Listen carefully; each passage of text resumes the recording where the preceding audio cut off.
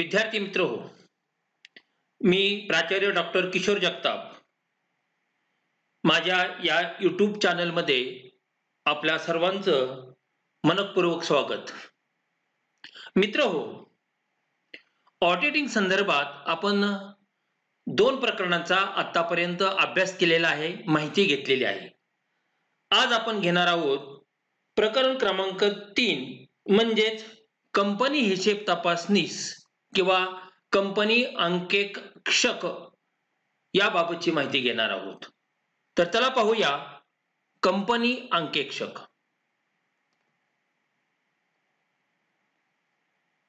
Company हिशेब तपासनीस, company अंकेक्षक किंवा company auditor. भारतीय कंपनी कायदा 2013 नुसार सार्वजनिक कंपनीने कंपनी ऑडिटरची नेमणूक करणे आवश्यक आहे. हिशेब तपासनीसाने म्हणजेच अंकेक्षकाने म्हणजेच ऑडिटरने कंपनीच्या हिशेबांची तपासणी केल्यानंतर त्याबाबतचा आपला अहवाल भागधारकांना सादर करावा लागतो. कंपनीच्या आर्थिक परिस्थितीची माहिती अंकेक्षक आपल्या अहवालाद्वारे कंपनीच्या सभासदांना म्हणजेच मालकांना म्हणजेच भागधारकांना देत असतो. कंपनी ऑडिटरच्या संदर्भात खालील बाबींविषयक कंपनी कायदा 2013 मध्ये विविध कायदेशीर तरतुदी दिलेल्या आहेत. त्या पुढील प्रमाणे सांगता येतील. तपशील क्रमांक 1, पात्रता व अपात्रता याबाबत कंपनी कायद्याच्या कलम 141, 3 आणि 4 मध्ये कायदेशीर तरतुदी दिलेल्या आहेत. यामध्ये कंपनीचा ऑडिटर कोण होऊ शकतो, कोण असू शकतो या संबंधातली संपूर्णतः कायदेशीर तरतुदी दिलेल्या आहेत. यामध्ये प्रामुख्याने व्यक्ती आणि भागीदारी संस्था या दोघीही ऑडिटरपदी काम करू शकतात. मात्र या व्यक्ती किंवा भागीदारी संस्था ज्या आहेत त्यांनी पुढील अटी पूर्ण करणं आवश्यक आहे. व्यक्तीने इन्स्टिट्यूट ऑफ चार्टर्ड अकाउंटंट या संस्थेची अंतिम परीक्षा पास केलेली असावी व ती व्यक्ती त्या संस्थेचा सभासद असली पाहिजे. भागीदारी संस्थेच्या बाबतीत 2 किंवा जास्त व्यक्ती एकत्र येऊन ती जर भागीदारी संस्था स्थापन होत असेल तर सर्व सभासद किंवा भागधारक जे आहेत त्यातले त्या प्रत्येकाने CA पदवी पास केली पाहिजे आणि त्या संस्थेचा सभासद असली पाहिजे. ही झाली पात्रता बाबतची. मग अपात्रतेबाबत एक कंपनी दुसऱ्या कंपनीच्या ऑडिटरपदी राहू शकत नाही. ज्या कंपनीचं ऑडिट करायचं आहे त्या कंपनीतला अधिकारी किंवा नोकर ऑडिटरपदी राहू शकत नाही. ज्या कंपनीचा ऑडिट करायचा आहे त्या कंपनीचा अधिकारी किंवा त्याचा भागीदार किंवा त्याचा नोकर हे त्या कंपनीच्या ऑडिटरपदी राहू शकत नाही. ज्या कंपनीचं ऑडिट करायचं आहे त्या कंपनीने ज्या व्यक्तीला 1000 रुपयापेक्षा जास्त कर्ज दिलेलं आहे अशी व्यक्ती देखील त्या कंपनीच्या ऑडिटरपदी राहू शकत नाही. म्हणजे थोडक्यात आपल्याला या ठिकाणी असं म्हणता येईल, त्यांनी जरी योग्य ती पात्रता धारण केलेली असेल तरी सुद्धा काही वेळा त्या व्यक्ती या ऑडिटरपदी काम करण्यास अपात्र म्हणून समजल्या जातात. त्यानंतर दुसरा भाग आहे नेमणूक व बंधन. कंपनीच्या पहिल्या ऑडिटरची त्यानंतरच्या ऑडिटरची त्याने जर राजीनामा दिलेला असेल तर त्या संदर्भात त्याचं जर काही कारणास्तव पद रिक्त झालेलं असेल, उदाहरणार्थ त्याचा मृत्यू झालेला असेल या इतर अनेक कारणामुळे ते ऑडिटरचं रिक्त झालेलं पद त्या ठिकाणी भरावं लागतं. आणि अशा वेळेस मात्र कंपनी कायद्याच्या कलम 139 मध्ये तरतुदी दिलेल्या आहेत त्यांचं पालन करूनच या ऑडिटरची नेमणूक केली पाहिजे. मोबदला. ऑडिटरची नेमणूक ज्या सभेत होते त्याच सभेत त्यांचा मोबदला ठरवला जातो. कलम 142 नुसार ती तरतूद दिलेली आहे. एखाद्या ऑडिटरला त्याच्या पदावरून काढून टाकायचं असेल, पदच्युत करायचं असेल, हकालपट्टी करायची असेल तर त्या संबंधीच्या तरतुदी कलम 140 मध्ये नमूद केलेल्या आहेत. ऑडिटरचे अधिकार हे कलम 142, 143 आणि 146 मध्ये नमूद केलेले आहेत. तर कर्तव्य ही कलम 143 मध्ये नमूद केलेली आहे. आणि ऑडिटरने आपलं काम योग्य प्रकारे जर केलेलं नसेल तर त्याबाबत त्याला जी शिक्षा होते त्याबाबतच्या तरतुदी कलम 147 मध्ये दिलेल्या आहेत. मित्रहो, तुम्ही एकंदरीत या सर्व कलमाचा आणि हे जो काही तपशील दिलेला आहे या तपशिलाचा अभ्यास आतापर्यंत केलेलाच असेल. म्हणून या ठिकाणी मी अतिशय थोडक्या स्वरूपामध्ये ही कायदेशीर तरतुदीची माहिती आपणापुढे मांडलेली आहे. आता आपण प्रत्यक्षपणे सुरू करणार आहोत ते म्हणजेच मल्टिपल चॉईस क्वेश्चन. कंपनी कायदा कलम 213 कलम 141 नुसार कंपनीच्या ऑडिटर पदावर काम करण्यासाठी खालीलपैकी कोणत्या व्यक्ती पात्र समजल्या जातात? फक्त व्यक्ती, कंपनी, कंपनीचा कामगार आणि कंपनीचा अधिकारी ह्यांना अपात्र म्हणून समजलं जातं आणि म्हणून उत्तर आहे अ व्यक्ती. प्रश्न क्रमांक 2. कंपनी कायदा 2013 कलम 141 नुसार कंपनीच्या अंकेक्षक पदावर म्हणजेच ऑडिटर पदावर काम करण्यासाठी खालीलपैकी कोणत्या व्यक्ती अपात्र समजल्या जातात? पहा, अ आहे व्यक्ती, ती जर त्या ठिकाणी सी असेल आणि इन्स्टिट्यूट ऑफ चार्टर्ड अकाउंटंट या संस्थेची जर सदस्य असेल तर ती पात्र. भागीदारी संस्था, समजा दोन व्यक्ती एकत्र येऊन भागीदारी संस्था स्थापन केल्यात, या दोघीही सीए पाहिजेत आणि या दोघीही त्या इन्स्टिट्यूटचे सभासद असले पाहिजेत. याचाच अर्थ असा की ज्या कंपनीचं ऑडिट करायचं आहे त्या कंपनीचा जो अधिकारी आहे तो अधिकारी जरी सीए असला, त्याने जरी त्या संस्थेचं सभासदत्व स्वीकारलं असेल तरी सुद्धा तो त्या ठिकाणी अपात्र म्हणून समजला जातो आणि म्हणून आपलं उत्तर आहे ब कंपनीचा अधिकारी. प्रश्न क्रमांक 3. कंपनी कायद्याच्या कलम 139 उपकलम 6 नुसार कंपनीची नोंदणी झाल्यानंतर 30 दिवसाच्या आत कंपनीच्या पहिल्या अंकेक्षकाची नेमणूक खालीलपैकी कोण करतं? कारण यावेळेस कुठल्याही प्रकारे भागधारक नसतात आणि प्रवर्तकाने पूर्ण कंपनीचा कारभार संचालक मंडळाकडे सोपवलेला असतो. त्यामुळे साहजिकच संचालक मंडळ अशा ऑडिटरची नेमणूक करतात आणि म्हणून उत्तर आहे आपलं क. प्रश्न क्रमांक 4. कंपनीच्या पहिल्या ऑडिटर नंतरच्या ऑडिटरची नेमणूक खालीलपैकी कोणामार्फत केली जाते? पहिल्या ऑडिटरची नेमणूक संचालक मंडळ करतात. त्याची मुदत येणाऱ्या वार्षिक सर्वसाधारण सभेपर्यंत असते आणि मग ही वार्षिक सर्वसाधारण सभा कोणाची असते? तर भागधारकांची असते. साहजिकच हे भागधारक आपल्या पहिल्या वार्षिक सर्वसाधारण सभेत या पहिल्या ऑडिटर नंतरच्या ऑडिटरची नेमणूक करतात. म्हणून आपलं उत्तर आहे ड कंपनीचे भागधारक. प्रश्न क्रमांक 5. जर काही आकस्मिक किंवा नैमित्तिक कारणाने अंकेक्षकाचे पद रिक्त झाले तर त्या पदावर अंकेक्षकाची नेमणूक खालीलपैकी कोण करतात? तर त्या ठिकाणी पुन्हा आपल्याला सांगता येईल भागधारकांची सभा ही वार्षिक सर्वसाधारण सभा जनरली वर्षातून एकदाच होते आणि मध्येच जर हे पद निर्माण झालं तर भागधारक अशी नेमणूक करू शकत नाही. नोंदणी अधिकाऱ्याला ऑडिटरची नेमणूक करण्याचा अधिकार नाही. कर्जरोखेधारकांना ऑडिटरची नेमणूक करण्याचा अधिकार नाही. म्हणजे फक्त कोण करू शकतं? तर कंपनीचे संचालक आणि म्हणून उत्तर आहे आपलं अ. प्रश्न क्रमांक 6. कंपनी कायदा कलम 139 उपकलम 8 नुसार जर कंपनीच्या अंकेक्षकाने आपल्या पदाचा राजीनामा दिलेला असेल तर अशा रिक्त पदावर नवीन अंकेक्षकाची नेमणूक ही खालीलपैकी कोणत्या सभेत केली जाते?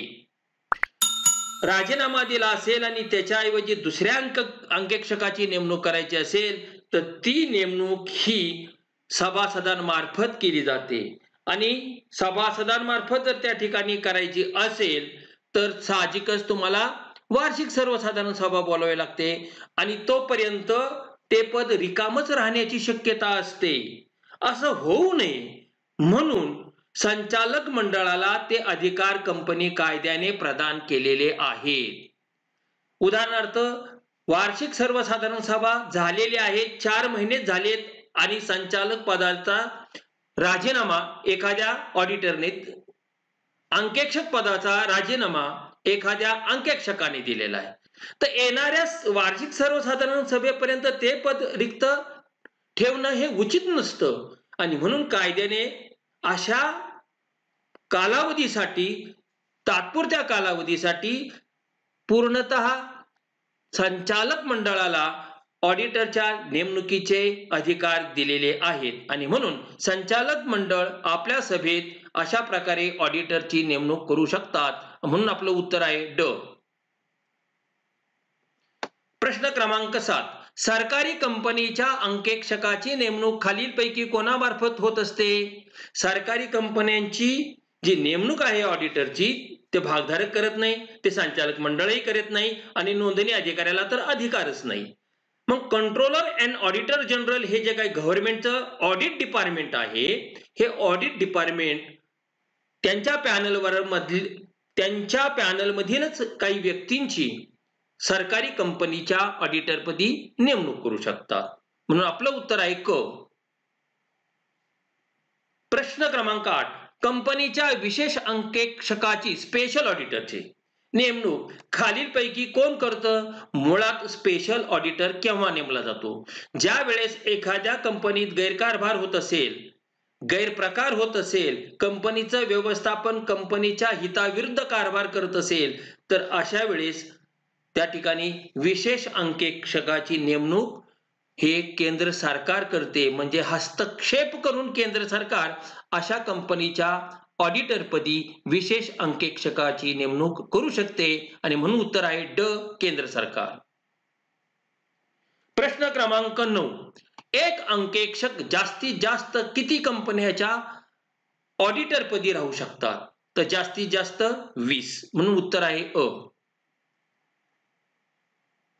प्रश्न क्रमांक 10. कंपनी कायदा कलम 139 नुसार एखाद्या व्यक्तीची अंकेक्षक पदावर सलग कंटिन्यू, म्हणून ते लाल अक्षरात लिहिलेले आहे, सलग जास्तीत जास्त किती कालावधीसाठी नेमणूक केली जाते व्यक्तीची?